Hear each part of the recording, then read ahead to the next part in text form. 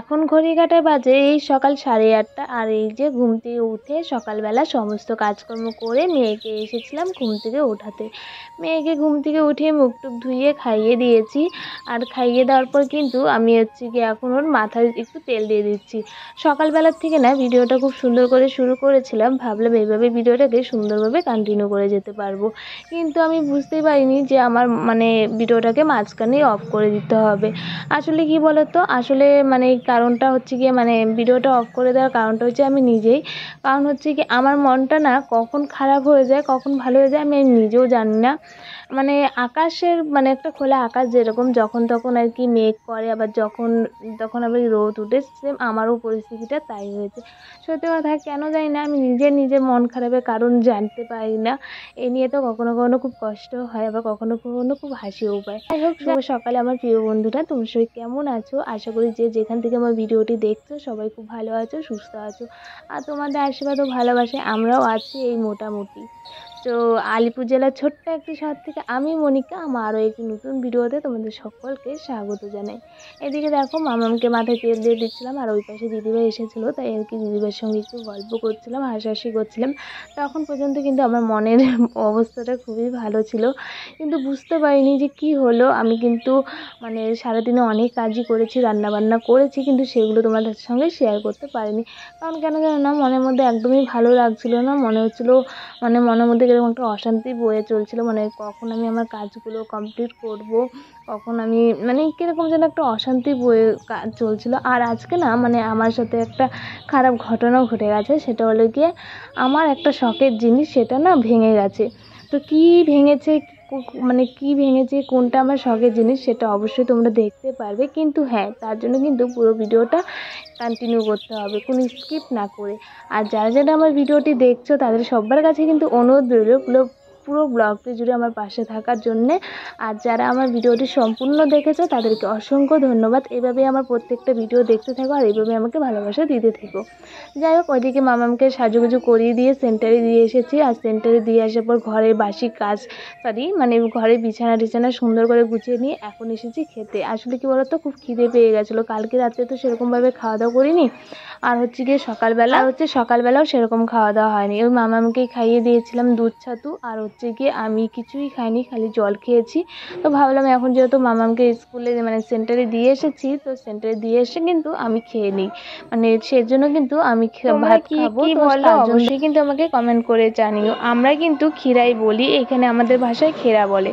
যাই হোক, এটা হচ্ছে শিব পূজার দিন এনেছিলাম, মানে পুজোর ফল হিসেবে। তো অনেকগুলো এনেছিলাম, তো ওখান থেকে পুজোতে দেওয়ার পর কয়েকটা আর কি বেঁচে গেছিলো, তো ভাবলাম সেগুলো যেহেতু আছে নষ্ট করে লাভ নেই। আমারও কিন্তু শশা বা ক্ষীরা খেতে ভীষণ ভালো লাগে, সেজন্য ভাবলাম ভাত দিয়ে খাবো, স্যালাড হিসেবে কেটে নিই।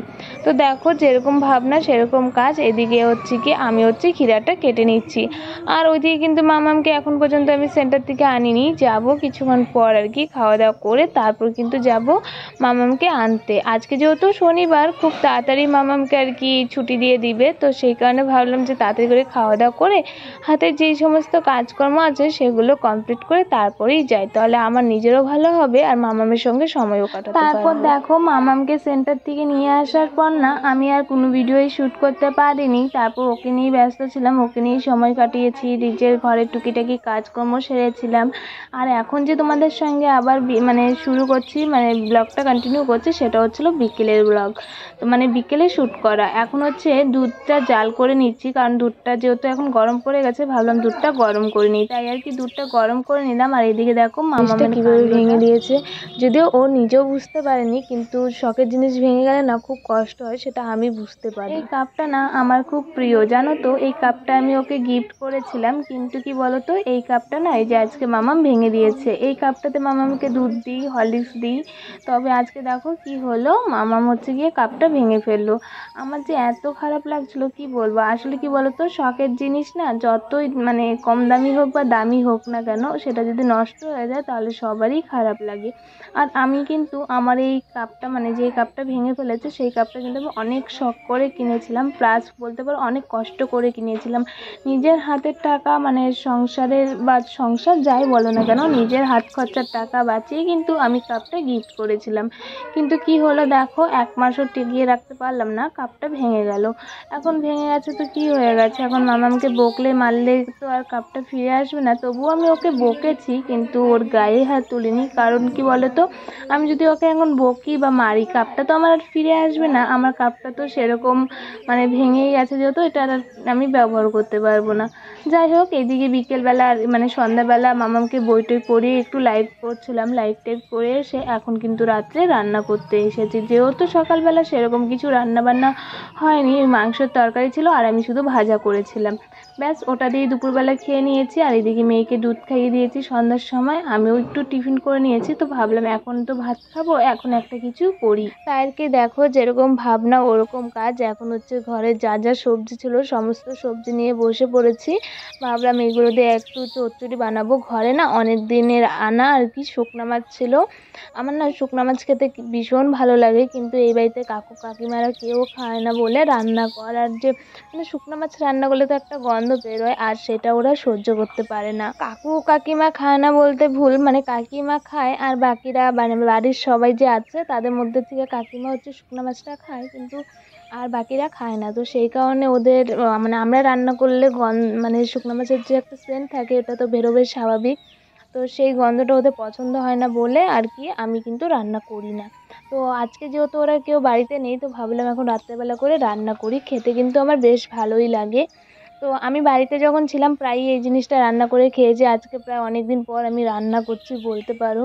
সত্যি কথা বলতে না, আমরা ছোটোর থেকে না মানে এই শুকনো মাছটা খাওয়াটা ভীষণ পছন্দ করি। আমার বাড়িতে আমার মা প্রায়ই করতো, আমার বাবাও খেতেন।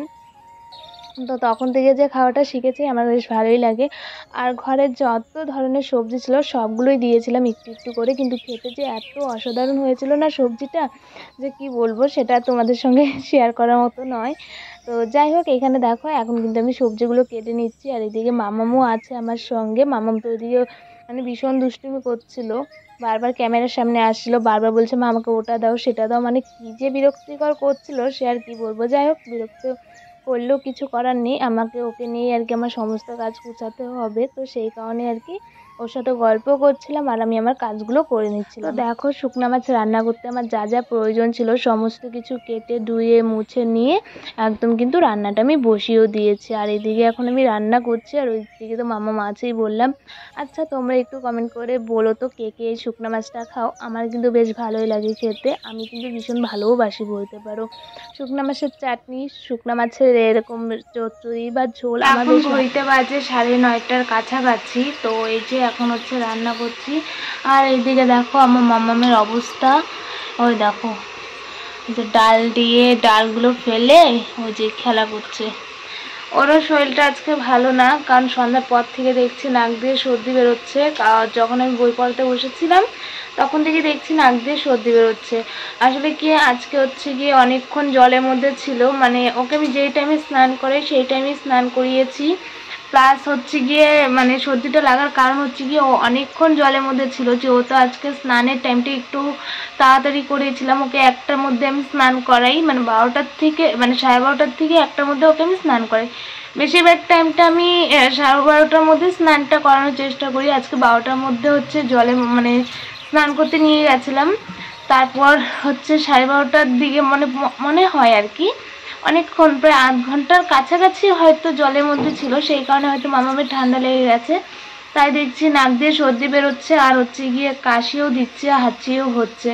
আর শরীরটাও একটু গরম গরম, বুঝতে পারছি না জ্বর আসবে কিনা। যদিও জ্বরের ওষুধ আগেরই আনা আছে, দেখি যদি জ্বরটা আসে তাহলে হচ্ছে মামামকে ওই জ্বরের সিরাপটা খাইয়ে দেবো কি ভাবছি। আর এখন আমি এই যে রান্না করছি, ওইদিকে তো দেখলেই হচ্ছে শুকনো মাছের চচ্চড়ি বসিয়ে দিয়েছি। অনেক দিনে আনা শুকনো মাছ ছিল, তো এখানে তো কাকু কাকিমা খায় না বা এদের বাড়িতে খায় না বলে রান্না খুব একটা করা হয় না। যেহেতু বাড়িতে সবাই থাকে, আর শুকনো মাছ রান্না করলে তো গন্ধও বেরোবে, এটা স্বাভাবিক। তো আজকে ভাবছি এখন বাড়িতে কেউ নেই, তো আমি সেই ভাগে আর কি রান্নাটা করে নিই। তো একটু বেশি করে চচ্চড়িটা করলাম, কারণ যেহেতু শুকনো মাছ খেতে ভীষণ ভালো লাগে, কালকে সকালটাও হয়ে যাবে। তো যাই হোক, তো চলো এদিকে চচ্চড়িটা হচ্ছে আর হোক, আর এদিকে আমার ঘরে ওই ঘরেও কিছু কাজ আছে। মামাকে বই পড়িয়েছি, বইটাই গুছানো হয়নি, সেগুলো গুছাবো, ঘরটা একটু পরিষ্কার করে আসি। তো ততক্ষণে ওই রান্নাটাও হতে থাক।